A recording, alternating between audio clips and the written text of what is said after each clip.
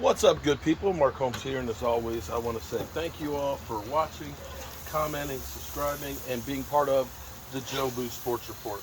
Without you guys, as well as you ladies, you know that this literally does not work. Hope everybody's having a great Friday. We're less than 2 hours away from our live stream, and I am multitasking. Literally, guys, I stay so busy. I am constantly doing some shit. Just finished working in my workshop, trying to get some dinner cooked and out the way. And of course, my wife says, "Oh, don't forget, we got to go for a walk." Yeah, okay. So I multitask because out of necessity, because there's not enough hours in the day. And I actually did a video just giving you guys like 30 minutes of what my life is actually like. You know, you guys see me running around here like this on video, and you probably think, well, he only does that on video. No, I'm constantly between cooking, between working in the workshop, trying to keep up with the Cowboys, trying to stay a married man, being a father, being a friend to people and everything else. It's just not enough time in every day to keep up with it. But Jerry Jones, our fearless leader, Jerry, kind of walked back some of his stuff that he's been doing here, of course, because Jerry is, you know who he is. He's Jerry Jones. And he gives no F's about your feelings. He only cares about your money.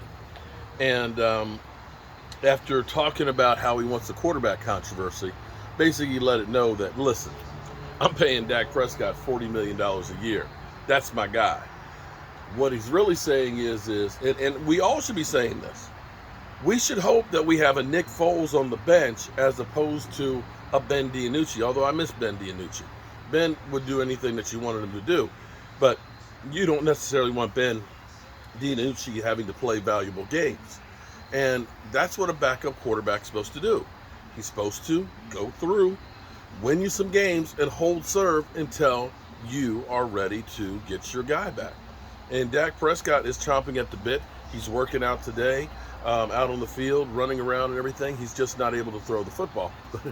Unfortunately, throwing the football is key for a quarterback. Actually, I'm going to grab something here to drink. I'm thirsty.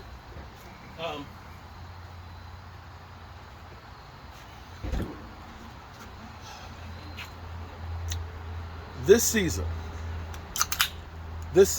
here's the thing about this season. I've been sitting here thinking about this because the thing about the Cowboys is the Cowboys, I believe, have had more Pro Bowl players than anybody else over, like, say, the last 10 years. We have top-notch players. We've always had top-notch players. You know, be it DeMarcus Wares or DeMarcus Lawrence's, the Micah Parsons, the Tyron Smith.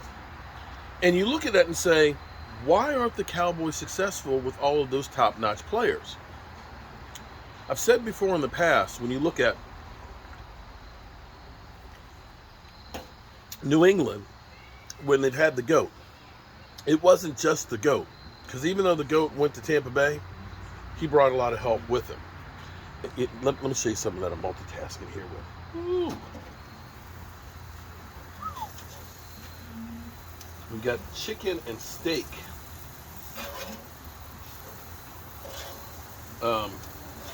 Tacos and fajitas tonight. Actually, it's more tacos. Yeah. This is why you eat at home, because you can eat a lot better at home for a lot less. Anyway, if this season ends up being a success, look at it. Oh my God. I'm telling you, you can't beat my herb chicken. You can't beat that herb chicken. Anyway,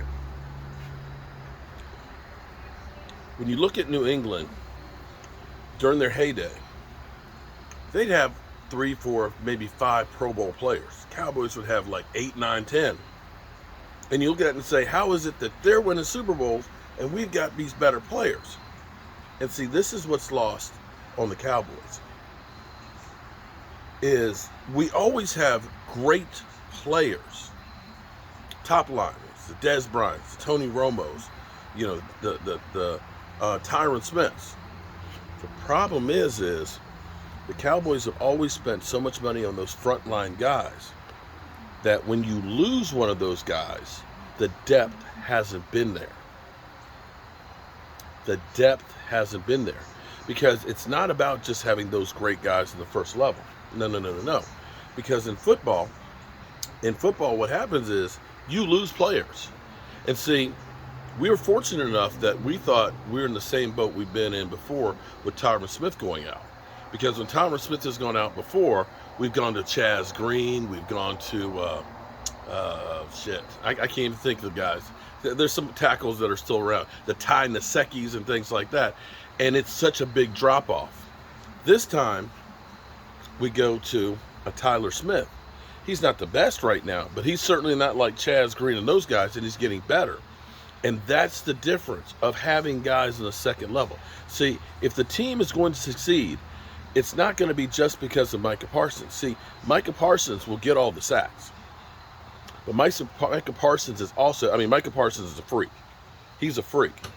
But if it was just Micah Parsons, they could find a way to stop Micah Parsons. But you've got really good players across the board that are also helping Micah Parsons. Okay, because Micah Parsons, give you an example. Micah Parsons is rushing from the outside, okay? Around the outside, right? Hang on for 1 second. For example, so Micah Parsons can be going upfield and around the outside, right? Here's the thing. If it's only Micah Parsons, the quarterback can step up. You need guys like Osa, you need guys like Quentin Bohannon that are pushing up the middle so there's no escape route. Because we've seen in years where we've got D-Law out there getting 14 sacks, right? Crashing in things. But you'll see in Aaron Rodgers being able to step up and let that guy go around the outside, get washed out of the play, or take off. And when that quarterback has room to survey the field, he's going to find somebody to be open. But see, it's not just Micah Parsons. It's the Goldstons. It's the Quentin Bohannon. It's the Terrell Bashams, the Dorrance Armstrongs that are also putting that pressure that they got. The unsung heroes that are also making him that much more effective. And see, this is the difference. You know, when you end up having J-Ron Curse as our starter, he goes down. Dorrance Armstrong, I'm sorry, not Dorrance Armstrong, Donovan Wilson comes in, puts the green dot on, and we don't skip a beat. See, and that's the thing that's been missing from the Dallas Cowboys for a long time, is being able to have depth that when one guy goes down, we're not going down the toilet. Now, I won't say that we have that necessarily in wide receiver. That's where Jerry Jones screwed the pooch. He screwed the pooch on the wide receiver with Amari Cooper and not wanting to re-sign him. But we'll see once we end up getting back Michael Gallup, if that's going to be the difference maker. See, I like to get my temperature just right on this thing. I don't like it too cooked, and I don't like it too underdone. I'm trying to get right there for about 135 degrees on that steak, because I like it to be red, juicy, and flavorful. And I'm at 129. Let's check the chicken. Got to make sure the chicken's at that 160 so it doesn't get you that salmonella. Ain't nobody trying to get salmonella here for chicken.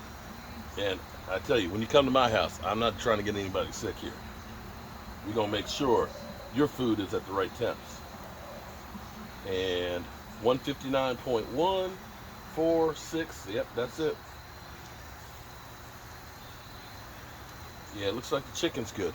But that's going to be the difference of winning and losing for us this year, is being able to withstand having injuries. It's great to have top flight guys. There in each of those positions, but you're going to lose them. And even Cooper Rush being that guy that's stepping in for Dak. So be thankful that Cooper Rush, ooh, look at that Cooper Rush is doing what he's doing, because you need to hold serve. You need to hold serve until Dak gets back. All right, I'm going to go get me some tacos. Yeah, what you having for dinner tonight? And I'll see you in the live stream here in a few. Peace.